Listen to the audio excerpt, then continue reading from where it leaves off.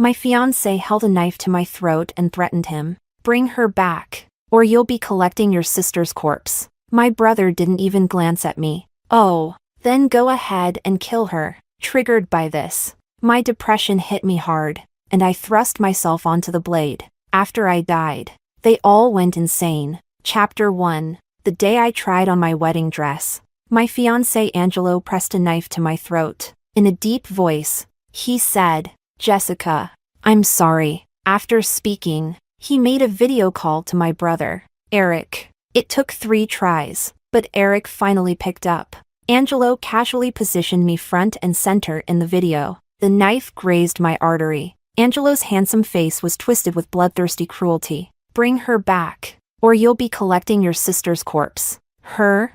Before I could fully grasp what Angelo was doing, or even feel the hurt, an image of that girl flashed through my mind. Chapter 2. The girl's name was Abigail, and everyone said she was Angelo's pet canary. She once came to my school and openly provoked me. I've been with Angelo for 3 years, and we'll get married eventually. What's the point of clinging to that engagement? Are you planning to live in an empty house? Abigail's face was full of disdain, her words cutting and confident. After delivering her blow, she left, head held high. Outside, a Cayenne was waiting for her. Quite the spectacle. I stared at her retreating figure, a mocking smile playing on my lips. In truth, she was wrong. It wasn't me who wanted to get married, it was Angelo who constantly brought up the engagement. He had wanted to marry me for a while. Maybe it was for a family alliance. What other reason could there be? It couldn't be that he still remembered me as his first love.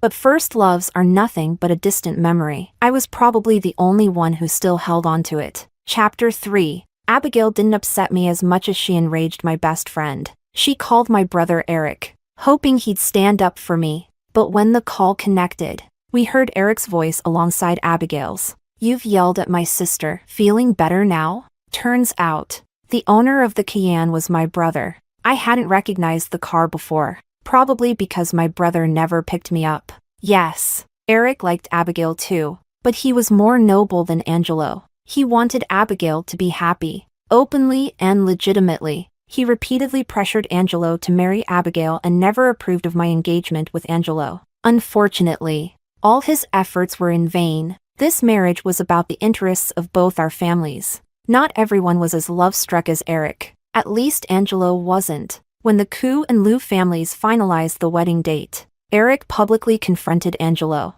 demanding, "Angelo, how could you do this to Abby?" In front of the elders, Angelo merely smiled. "Who's Abby? I only know Jessie." Angelo was far better at reading the room than Eric. That's why my father favored him. But now, I never expected that someone as composed as Angelo would have such a reckless day. When his beloved canary was stolen, he didn't hesitate to hold a knife to his fiancé's throat. Chapter 4. Abigail and I look about 70% alike. My best friend suspected that Angelo was indulging in some kind of replacement love trope. I smiled bitterly at the time. Who would pull a knife on the original if they were looking for a replacement?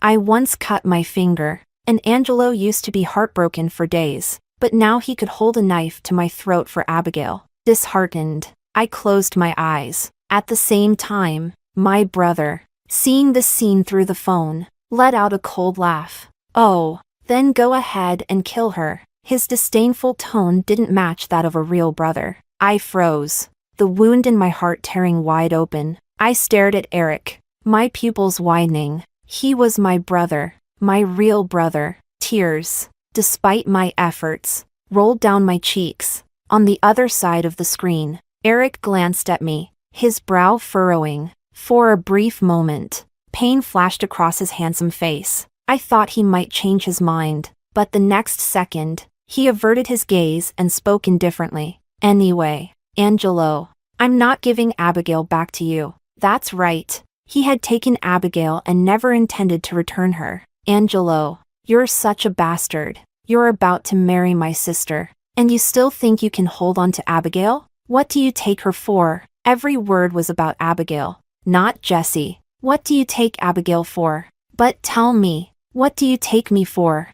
My heart sank to rock bottom. For some reason, I suddenly recalled my childhood. Back then, Mom was still alive. She asked Eric gently, "Will you protect your sister when you grow up?" Eric promised confidently, "Of course I will." Mom then asked, "And what if your sister encounters a bad person?" Without hesitation, Eric replied, "I'll hide her, and I'll go fight the bad guy." In contrast to now, all I felt was irony. My hand gradually fell to my side as my untreated depression flared up all at once. It felt like I could hear a voice from the abyss. "Nobody loves you. Your brother doesn't love you. Your fiancé doesn't love you either. Die. Death means no more pain. Go see your mother."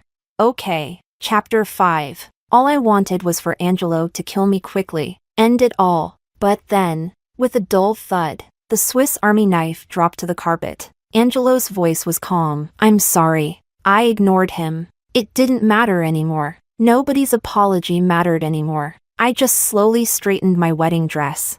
I had heard that people are buried in shrouds after they die. But a shroud probably wouldn't look as nice as this wedding dress, would it?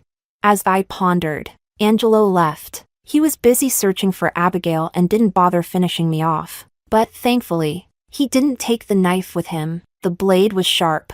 I picked it up and whispered to myself, "It doesn't hurt." Chapter 6. I often heard people say that after you die, your soul drifts to places you're attached to. So, my spirit ended up at a familiar little house. This was where I was born. I lived here until I was 14, and my mom was with me the whole time. Returning to the little house made me happy. I lay on the pink bed. I arranged myself peacefully. After all, I had been miserable in life. I didn't want to be a restless ghost. But after a while, click, the door opened. Strange. Does someone still come here?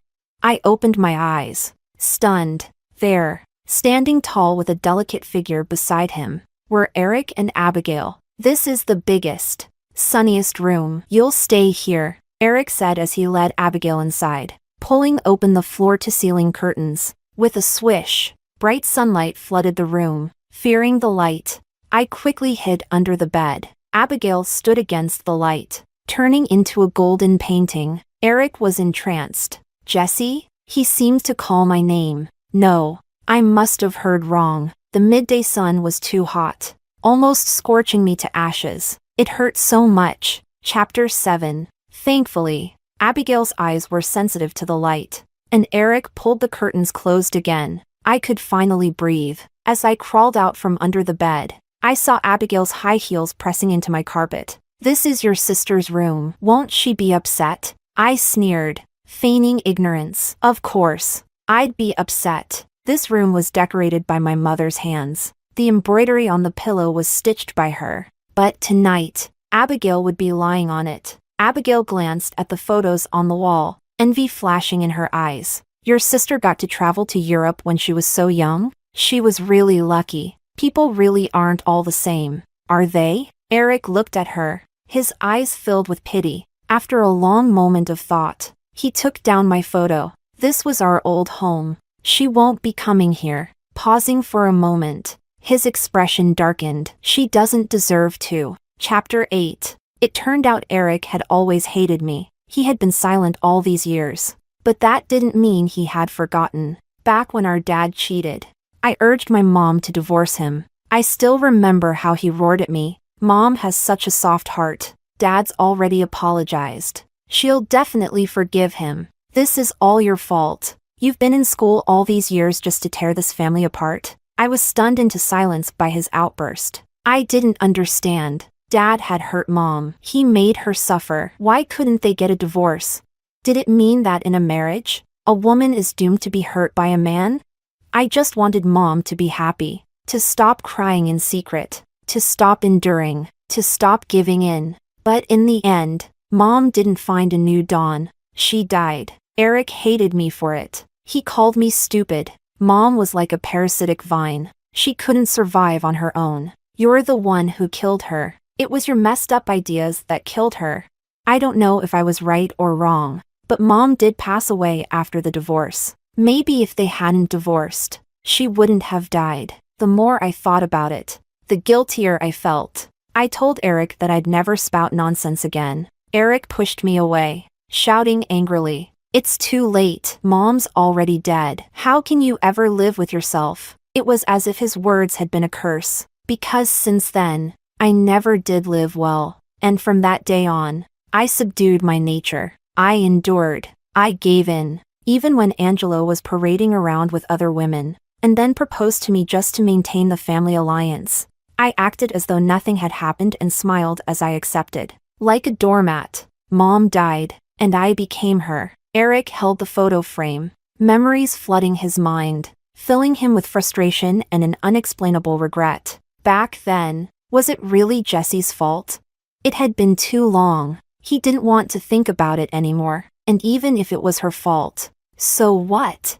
In Jessica's eyes, he was no longer the good brother anyway. Maybe that was for the best. Yes, it was just as well. Seeing his silence, Abigail bit her lip and lowered her head. What Angelo did to your sister? Are you sure it's all right? It's my fault. If it weren't for me, you wouldn't be facing this dilemma. How could Angelo hold a knife to his fiancé like that? He didn't need to go to such lengths for me. Abigail's eyes reddened as she spoke, as if she deeply regretted what had happened to me. But hearing her words made me uncomfortable. Don't worry. Even if the sky falls, Angelo won't hurt her. Eric's face remained indifferent, though a flicker of concern flashed across his eyes. Is that so? Abigail whispered, her eyes dimming. He'd never hurt Jessica. I guess I was overthinking. Eric didn't notice the change in her expression. His gaze was fixed on the chandelier above. It swayed, as though someone were sitting on it. Heh. Impossible. He must be imagining things. It probably just reminded him of Jessica again. When Jessica was little, she was skinny. Once, while playing hide-and-seek, she climbed onto the chandelier and almost fell. Eric had asked her if she'd ever dare do it again. She had raised her little face defiantly and said, I'd do it again next time. If you make me mad, I'll climb up there. I'll scare you to death. Jessica had been bold and rebellious as a child. They used to be so close as siblings. He was the one who changed. Thinking of this, Eric's hand suddenly trembled. What is Jessica doing now? Is she upset? Should he call her? They were siblings. It was normal for him to worry about his sister, wasn't it? Chapter 10. I sat on the chandelier, watching Eric from above. I hadn't looked at him properly in a long time. Honestly, we didn't look alike at all. Maybe he had figured out a long time ago that we weren't actually blood-related siblings, and that's why he had started treating me poorly. I swung lightly, seeing Eric hand a tissue to a tearful Abigail, so warm and gentlemanly, just like the brother I remembered. At that moment, the sound of a scuffle came from downstairs. Angelo had arrived. His bodyguards were fighting with Eric's men. Hearing the commotion, Eric walked out and leaned on the railing of the second floor, looking down from above. Weren't you supposed to be taking wedding photos with Jessica? Of course. It's you, trying to have it both ways. His grip tightened on the railing, his veins bulging. No one infuriated Eric more than Angelo. He had allowed Angelo to marry Jessie. He already had everything. Why was he still trying to take Abigail? Anger churned inside Eric, but his face remained calm and composed. If you come any closer, Jessie won't be happy. Hearing this, Angelo lifted his chin slightly, sneering, You're one to talk. You don't care if Jessica lives or dies. So why should her happiness matter to you? If things were still good between him and Jessica, Angelo thought, he would have beaten Eric to a pulp by now. Brother. Huh. Seeing the hostility in Angelo's eyes, Eric's long fingers clenched into a fist. How could I compare to you? Holding a knife to your own fiancé. Do you really not regret it? Eric thought to himself. Dad must have been blind to choose this man as Jessie's fiancé. Jessie, who had convinced their mother to get a divorce as a child. How could she now tolerate this? How much love does it take to keep forgiving his absurdities? Eric's heart ached, and when Angelo heard the word regret, his chest tightened with a dull throb. But that frustration passed quickly. This was what Jessica owed him. He had nothing to be sorry for. In fact, he liked seeing Jessica in pain because of him. At least he could still hurt her. Couldn't he? With that thought, Angelo smirked and spoke slowly, with elegance. I never regret anything I do. Chapter 11. Listening to their back and forth jabs only made me feel worse. The midday heat was suffocating. The old house had poor air conditioning. I clung to the fridge for relief. Someone must have left it open, and the cool air seeped out, soothing me. I hadn't realized that even in death, I'd have such mundane needs. Speaking of death, it had been half an hour since I died. The bridal shop was part of the Liu family's business. Had no one discovered anything yet? I really had been too impulsive, using that Swiss Army knife. I wonder if I scared the staff there. Why did my death have to trouble others too? Sigh. Feeling disheartened, I wanted to go check on things, but I realized I couldn't leave this house. So, I was forced to stay and watch the ridiculous drama of two men fighting over one woman. By now, Angelo had lost his patience. Enough with the nonsense. Give Abby back to me, or else. He hated it when others took what was his. He clenched his fists as if ready to reclaim what belonged to him. But suddenly, he felt something missing. What was it? Angelo's tense face suddenly slackened, his gaze unfocused. It felt like he'd lost something critical. Oh, right. He remembered, the Swiss Army knife was missing. Did he take it with him when he left the bridal shop? Or did he leave it there, in the dressing room? Suddenly, Jessica's frail figure flashed in his mind. When he had held the knife to her throat, her neck had been so thin, her collarbone delicate, her arms without an ounce of excess fat. How skinny was she? Did she not eat regularly? Angelo realized it had been a long time since he had made sure she ate properly. The last time he saw her eating, she suddenly vomited halfway through, and he had been so furious. He kicked the table over. But why had she vomited? He couldn't help but think of that incident, the reason they broke up, the fact that another man had violated Jessica. It felt like his heart was tearing apart. What was he doing? He had left Jessie and the Swiss Army knife behind, both in the dressing room. For the first time, a wave of panic surged through Angelo's chest. Chapter 12. Seeing Angelo's shifting expression, I simply averted my gaze. Would he get this nervous over Abigail too? Once upon a time, he used to worry about me like that, until the tabloids caught a photo of me being carried into a hotel by another man. Because of the angle, it looked like I wasn't resisting, so no matter how much I explained later that I'd been framed, Angelo was convinced I had betrayed him. One time, during a meal, I vomited because my depression had manifested physically. Angelo assumed I was carrying someone else's child and kicked the table in a rage. After that, he became the person he is today. I shook my head. None of it mattered anymore. After a while, Abigail finally appeared. Like the protagonist of a long drawn-out struggle, she made her grand entrance. She still looked like the victim, the one who always gave in under pressure. "Stop fighting," she cried. "Angelo, I won't go back with you anymore. You should focus on living your life with Jessica." She bit her lip, as if making a huge decision, a great sacrifice. I watched, guessing Angelo would feel sorry for her again, but the air was still. Angelo didn't seem to hear her or care at all. Seeing this, Abigail's face turned pale. Her tears fell like a string of pearls, and she ran out the door. It was like watching a good show. I couldn't help but laugh. But something felt off. Angelo just stood there, not thinking about Abigail. Who was he thinking about?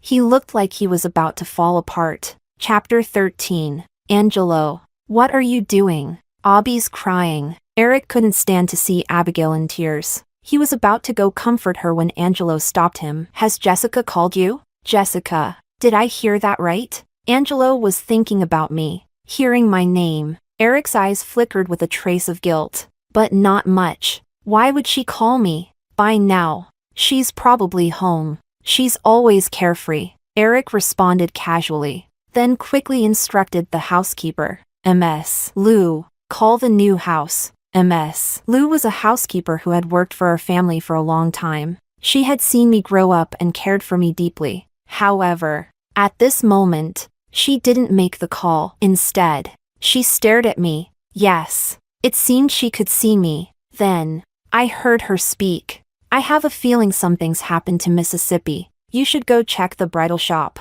Chapter 14. Normally, Eric would have been amused by such a baseless comment, But he opened his mouth and didn't say a word. The next second, he grabbed his coat and headed out. I'll be out for a while. As he walked, he didn't forget to instruct Angelo. You stay here and keep an eye on Abby. She has depression, and I'm worried she might do something rash. Angelo frowned. Let the bodyguards watch her. I'm going to the bridal shop too. Halfway through his sentence, his phone suddenly rang. I moved closer to take a look. It was the bridal shop calling. My heart tightened slightly. It was probably the news of my death. Angelo quickly answered. Speak. From the other side of the line came a stammering voice. Why, young master? Miss Koo has been taken away. Someone stormed into the dressing room, and we couldn't stop him. I lifted my head in surprise. Who would take my body? Angelo clenched his jaw, his voice hard. Who? Mario. Came the clear reply from the other end of the line. At the mention of that name, Angelo's face darkened instantly. Why him? At the door, Eric was also deep in thought. What does he want? I didn't understand either. I didn't know this man, but I had seen him a few times in financial news. Mario, the low-key tycoon of the finance world. Chapter 15. As they spoke, I felt my cold body being lifted into a warm embrace. Suddenly, a scene appeared before my eyes. In the vision, the one holding me was a man, dressed in a sleek suit, very handsome. It must be Mario, the one Angelo mentioned. He stared at my pale body and said, I'm sorry. Why was he apologizing to me? Did we know each other? Later, I was placed in a room filled with medical equipment, surrounded by doctors. I didn't know what he was trying to achieve. I was already dead. But somehow, I was moved by his efforts. At least someone was trying to save me. Mario's expression was serious and quiet, perhaps because he stayed by my body, performing what felt like some kind of ritual. I could see the scene. I could even hear his thoughts. Jessica, I'm sorry I didn't find you sooner. I read the articles you wrote, standing up for your mom's unfair treatment in her marriage. My mom was the same. Back then, I knew you were a thoughtful, dignified person. You weren't the kind of woman I thought you were. His deep gaze lingered on my body, filled with regret. He was referring to articles I had written long ago, when my mom was still alive. After she passed, Eric said it was my crazy ideas that had killed her. That made me doubt myself immensely, and I stopped writing. What did Mario mean by saying I wasn't that kind of woman? After a long silence, his slow thoughts finally reached me. I thought you were a vain woman, and after that night, I didn't let you know who I was. Chapter 16. His voice was low and soothing, yet it sent chills down my spine. He was talking about that night, my first night. So it was him. He had stayed hidden all this time, afraid I would cling to him? Ha! My impression of Mario instantly evaporated. When that photo was leaked to the tabloids, only I was exposed. Mario's face wasn't caught, so he remained in the shadows, unscathed. Meanwhile, I had to quit the job I loved and retreat into further education at the university. So, what price did Mario pay? He said he had been drugged that night, unable to control himself. So he had grabbed me, the one left alone, and taken me to the hotel. I had thought it was Angelo who had been with me, and I missed the window to report it, until the following week. When the scandal broke, everyone called me a slut, shameless, worthless. As I thought about all this, I hugged my knees tighter. I hadn't expected that even my soul could feel cold. Yet stepping away from the fridge made me feel uncomfortable. Despite the early summer warmth, death wasn't easy. And the one who should have died wasn't me. At the same time, it seemed that Angelo and Eric were both trying to contact Mario. I could sense that Mario didn't answer. I also sensed my phone ringing. After I died, my phone had stayed with me. Mario answered it, and the caller was my best friend, Cecilia. From his thoughts, I gathered that he knew, through his investigations, that Cecilia was someone I trusted. He felt guilty toward me and wanted to find a way to make things right. He could only do so through Cecilia. As I stared, lost in thought at the sudden scene before me, Angelo and Eric, frustrated by not being able to reach me, both set out to find me. Just then, a bodyguard ran in and reported, Miss Abigail is standing by the lake. She seems to want to end her life. The air froze for a moment. Eric, panicked, said, "Oh no, Abby has depression." Angelo's face darkened. "What did you say? How did I not know?" Eric sneered. "What do you know? Have you ever cared about Abby?" He sure knew how to stand up for others. "But, brother, I have depression too. Did you ever care about me?" "No. You go find Jessica. I'll go check on Abby." "I'm going too. Jessica won't die anyway." I won't die. Huh. Chapter 17. I remained crouched by the fridge, watching as the room grew quiet. In the living room, it was just me and Ms. Lou, the housekeeper. Her eyes were already red with tears. "Jessie, is it really you? How can you see me?" I asked. "I don't know, Jessie, but how did this happen?" "Lou, I'm dead. I killed myself." It was only now that I realized how difficult it was for me to admit that I had taken my own life. Luckily, Ms. Lou didn't scold me. She just looked at me with sorrow in her eyes. "Does it hurt?" I was startled, and tears welled up again. But living had been more painful. "I killed Mom. That's why my brother hates me. I'm unclean. That's why Angelo hates me." I spoke softly. It was the truth, wasn't it? But when Ms. Lou heard this, she looked at me in shock. "Why would you think that? What makes you think you're unclean? And even if you were, is Angelo so pure? Your mother's death was not your fault. She was killed by a robber. Do you think not getting divorced would have prevented that? You were her only daughter. Jessie, if she knew you were carrying this burden." Ms. Lou blurted out, clearly distressed. She hadn't seen Jessica in a long time. Or else she would have said this earlier. Jessica had been living at the new house, where Ms. Lou wasn't allowed to visit. Her words gave me a faint sense of comfort. For the first time, I moved away from the fridge and didn't feel as uncomfortable as before. But at some point, Eric had appeared behind her. "What are you mumbling about? Jessie is Mom's only daughter? What does that mean?" He had just pulled Abigail out of the lake and sent her to the hospital with Angelo. Now, he had returned to change his clothes, only to overhear this. "Jessie is Mom's only daughter." Then what about him? If he and Jessie weren't siblings, then what had all his restraint been for? The moment Angelo held a knife to Jessie, all his endurance became a joke. He urgently pressed Ms. Lou for answers. Of course, Ms. Lou didn't dare say anything, but I no longer wanted to hide it. Crash! The family photo from the dining room fell, and his true identity was revealed within it. He was the orphan of my father's business partner, there was no doubt about it. Eric was devastated. I thought it was because he couldn't accept the truth. But instead, he just muttered to himself, "It's too late. There's no going back. Jessie will never forgive me."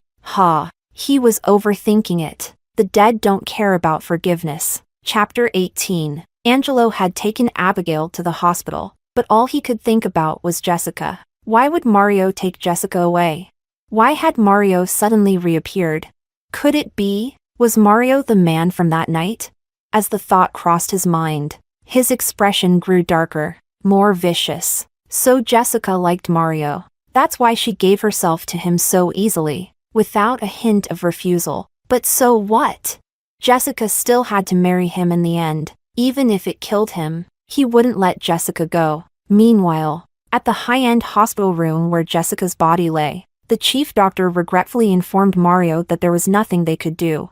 "I'm sorry, Mr. Zhao. The patient was beyond saving. My condolences." Hearing this, Mario didn't respond. He wiped his face and nodded. His heart felt as though it was missing something, a hollow ache. All these years, he hadn't had any other women. When it came to Jessica, he had kept tabs on her from a distance, convincing himself it had just been a brief fling. Besides, the Koo family was no match for the Zhou family. He didn't see a future with Jessica. In fact, he was always wary of her motives. But as he slowly discovered that Jessica wasn't a gold digger, he began to regret his actions. He started investigating her life, learning about the hardships and humiliations she had endured. He wanted to make amends but was afraid of disrupting her life. Now, she was gone, and what could he do?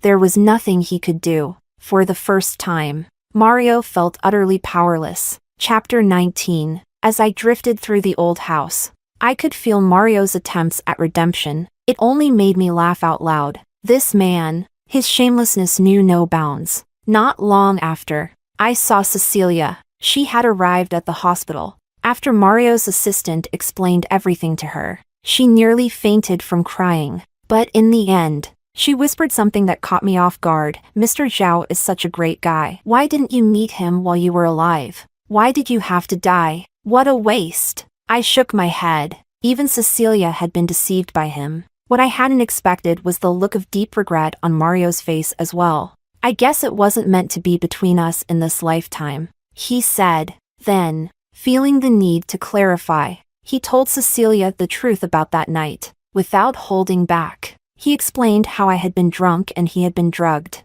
It was him who had carried me into the hotel room.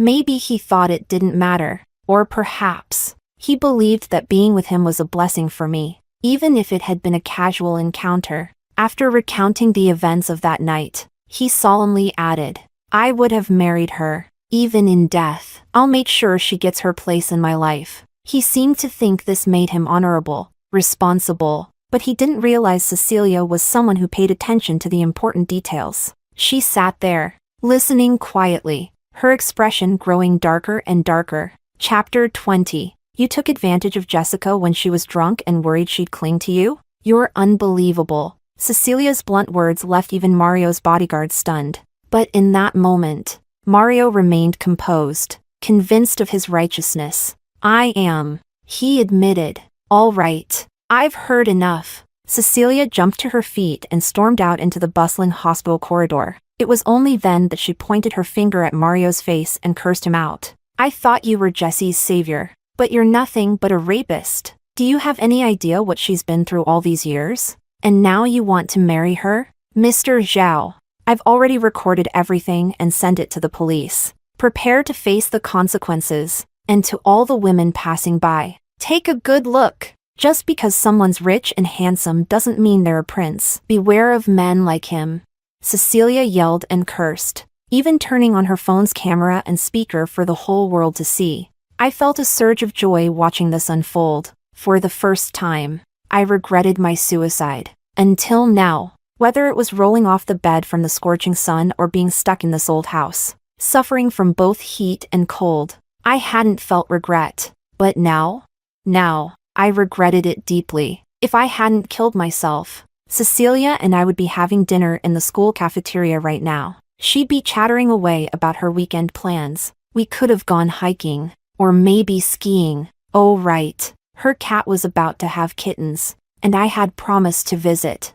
The stronger my desire to live, the more I realized how truly dead I was. Chapter 21. Suddenly, I wasn't afraid of the sunlight anymore. My soul could move freely again. I floated to the hospital, where I saw my own body. There was Jessica's death certificate. I watched as the police took Mario away. Cecilia, as a witness, went along with them. She stood by my bedside and said, Don't worry, I'm fighting this battle for you. Rest well. She held her head high, like a general going into battle. I wanted to follow her, but I couldn't enter the police station. So, I was forced to return to the hospital. While wandering around, I saw Angelo. He was with Abigail, his mind clearly elsewhere. Abigail was pouting and acting spoiled. Ange, I won't throw any more tantrums. Don't get married, okay? I don't want to lose you. Angelo stroked her hair, gazing at her face, which resembled Jessica's. He smiled faintly and said, I won't leave you. Even after I marry her, you'll still be the real Mrs. Liu. Angelo was already imagining how heartbroken Jessica would be, but this was what she owed him. He had loved Jessica so deeply, yet she had pined for Mario. Angelo pushed Abigail aside, his face cold as he stepped outside to make a call. Driven by his desire to win, he had begun investigating Mario's wealth. That's when he learned Mario had been arrested, along with all the reasons why. Chapter 21. What did you say? He forced Jessica that night? Jessica didn't do it willingly? Jessica never mentioned. Angelo stopped mid-sentence. He asked himself, did Jessica really never say anything? The truth was, he didn't want to hear it. Because that night, it was him who had invited Jessica to drink with him. It was his hormones going wild, hoping to keep Jessica in the hotel. But did he succeed? He had booked the room for Jessica, and then, just as he turned around, his phone rang. It was Abigail calling. Back then, Abigail was just a junior at school, always asking questions. He didn't want Jessica to misunderstand, so he lied, saying he was going to the bathroom. But in the time it took for one phone call, drunk Jessica had disappeared. The next day, his fiancé's scandal made the headlines. All he felt was rage, from start to finish. He never listened to a word Jessica had to say in her defense. But in reality, the fault was his. And look at him now. What had he done? He hadn't even married her. Yet he was already keeping a mistress. He had even planned to continue after the wedding. Out in the open, he took pleasure in tormenting Jessica. When did it start, this habit of enjoying Jesse's misery? He knew full well that whenever Jessie was upset, she couldn't eat. That time at the dinner table when she dry heaved, she was probably feeling unwell. Yet he had assumed she was pregnant, called her unclean. He was a complete bastard. Frantically, Angelo pulled out his phone, scrolling for what seemed like forever before he found Jessica's number. He hastily dialed, frantically trying to organize his thoughts. Where should he start? Should he apologize for allowing Abigail to bully her? Or for threatening her with a knife? Could there still be a way back for him and Jessica? Chapter 22. Angelo couldn't reach me. Then it hit him, he hadn't followed up after the earlier call. You said Mario got taken in. What about Jessica? Jessica's dead. They're still investigating the cause of death. What? You didn't know that either? She was your fiancé. Even his friend couldn't hold back their disapproval. Angelo hung up, his mind going blank. Cause of death. Jessica's cause of death. He couldn't wait another second and raced to the bridal shop to check the security footage. In that moment, I found myself uncontrollably following him there. Arriving at the bridal shop at the same time was Eric. As Jessica's family, he had already been informed. It was absurd. Just before getting the news of her death, he had learned that he wasn't actually Jessica's biological brother. Realizing that all his self-restraint had been for nothing was a cruel joke. So what had he been doing all these years? Pretending that he no longer had feelings for Jessica. Pretending that Jessica was just an annoying little sister while doting on Abigail. Even allowing Abigail to bully her. All of these little things, Eric couldn't forgive himself for. Yet here he was, shamelessly wanting to find Jessica. He had even worn the suit Jessica had given him years ago. That suit had been thrown into a corner, old and far from new. But still, he wore it. He didn't expect Jessie to forgive him. He just wanted to see her, openly, one last time. To see her brilliant smile, to hear her soft voice. He suddenly realized he hadn't seen Jessie happy in a long time. All because he had stopped paying attention to her. He vowed to make up for everything in the future. Eric planned so much. The only thing he hadn't expected was the call from the hospital. Are you Jessica Ku's brother, Eric? Please come to identify her body. At first, he was convinced it was a scam. Who would dare curse Jessie? Were they crazy? But then, a call from the police. A call from Cecilia. Cecilia's voice dripped with sarcasm. Good brother, your sister's dead. You're not still thinking about being Abigail's backup, are you? It was as if he'd been slapped. His brain went numb. Jessica, dead? Impossible. He hadn't apologized yet. Hadn't made amends. Hadn't even told her he wasn't her brother anymore. He couldn't believe it. Chapter 23. The security footage captured the entire process of my death. Eric and Angelo both stared at the screen. Eric laughed coldly. Impossible. This can't be real. This footage is fake, right? Who would fabricate this? Jessie has always been cheerful and lively. She'd never commit suicide. Angelo remained frozen, watching it over and over again. He repeatedly questioned his staff. This isn't Jessica, is it? Answer me. It's not her. Jessica wouldn't die. She hasn't even become my bride yet. Even when the police arrived to take the footage as evidence, they still couldn't accept it. Eric smiled calmly, saying to the officers, Officers, You should investigate thoroughly. This footage is fake. My sister is very optimistic. She would never commit suicide. The police officer looked at him and said quietly, "My condolences. But based on our investigation, your sister had been suffering from severe depression for some time and had been undergoing treatment." Eric stood there as if struck by lightning. He forced a smile, his lips trembling as he spoke. "Impossible. Jessie is so well behaved. She wouldn't hide something like this from me. I'm her brother. After all, oh wait. I'm not her brother anymore. Eric's voice trailed off. Stunned. His heart suddenly felt hollow. If he wasn't her brother, then what was he? He couldn't even be a good brother. What was left for him to do? I looked at Eric, my gaze lowering softly. I didn't know what he was thinking, but then again, we never were anything to each other. Chapter 24. Angelo was much quieter than Eric. He sat there in silence, as if waiting for something, until the police took him away. You threatened the deceased with a knife? Yes. Why? Because I loved her but couldn't have her. I wanted to kill her. Take me away. I'm guilty. Angelo offered his hands voluntarily, but whether he was guilty, and what crime he had committed, would be for the police to decide. I didn't want to be entangled in any of that. He held the knife to me, but it was all for Abigail, wasn't it?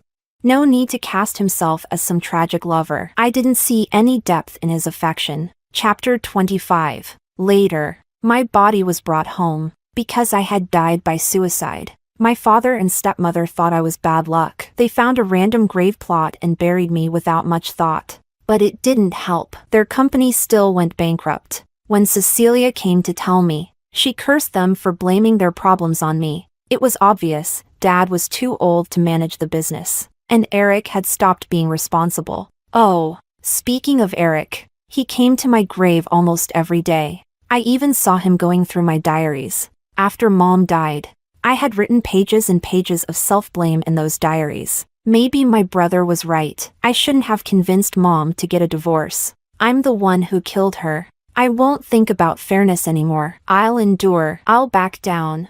I had a one-night stand, but how do I remember the man was Angelo? It was supposed to be Angelo taking me back to the room. Where did he go? He blames me. Should I defend myself? Maybe not. Just endure. It was partly my fault too. Maybe if I back down, things will be fine. Reading these entries, Eric seemed to go mad. He repeated over and over, "Jessie, it wasn't your fault. It was my fault. I was the bastard." Eric had always felt ashamed of the divorce. After losing Mom, he was heartbroken, so he took it all out on Jessica. He had regretted it for a long time. But then, why hadn't he apologized?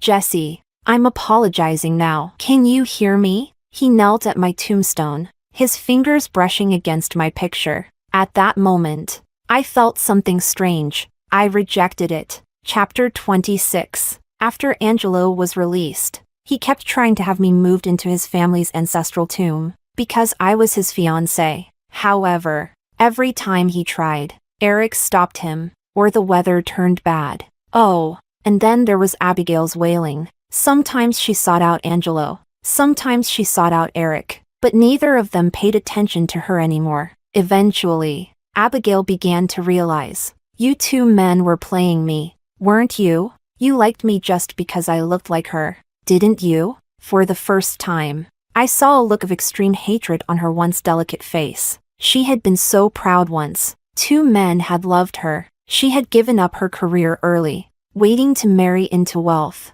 She played between Angelo and Eric. She liked Angelo, but she figured that if she couldn't have Angelo, she could still consider Eric. But now, it was all a lie. These two men had tricked her so thoroughly. She had given them her heart. Why should her sincerity be trampled like this? That night, the Koo family's old mansion caught fire. The fire had been set by Abigail, consumed by rage and desperation. The blaze was fierce, and only the old housekeeper managed to escape unscathed. Eric died. I saw it with my own eyes. And he saw me too. "Jessie, have you come to take me with you?" He held my photo in his hands, with no will to survive. "You're not really my brother, so why would I take you?" I'm just here to see how you die. Yes, I still hated him. How could he stand by and do nothing when Angelo held a knife to me? From that moment, I had no brother. Eric looked at me until the flames consumed him, without saying another word. After his death, I never saw his soul, but in the charred remains of the house, I found something Eric had written long ago. Jesse, I didn't want to be your brother. I stood there in shock, finally understanding. So that's what it was. No wonder he had been so cruel to me. Well then, let's not meet in the next life. Chapter 27. As Abigail went to prison for arson, the Lou Corporation was investigated for illegal activities, and Angelo's parents were involved. Abigail had spent years with Angelo, and this was her revenge. Angelo no longer had the strength to turn things around. It was long after the Lou family went bankrupt that I heard about it. Angelo drank himself to death. That night, Cecilia came to see me again. She rambled on about so many things. Mario got sentenced. Serves him right. MS. Lou lost her job at your house, but I've hired her. So don't worry. You'd better wait for me. Don't go reincarnating without me. We'll hang out when I die. And by the way, I haven't put up the door gods at home, so feel free to drop by anytime. The mother cat's due to give birth tomorrow, so remember to come see the kittens. But tonight, I'm going to visit her in her dream and tell her, put up the door gods, and I won't visit you. I'm going somewhere else. I won't wait for you. And you shouldn't keep thinking about me. Jessica will remain just a name carved into a tombstone, while Cecilia is still full of life, even though we'll meet again someday. I'd like that day to come much later.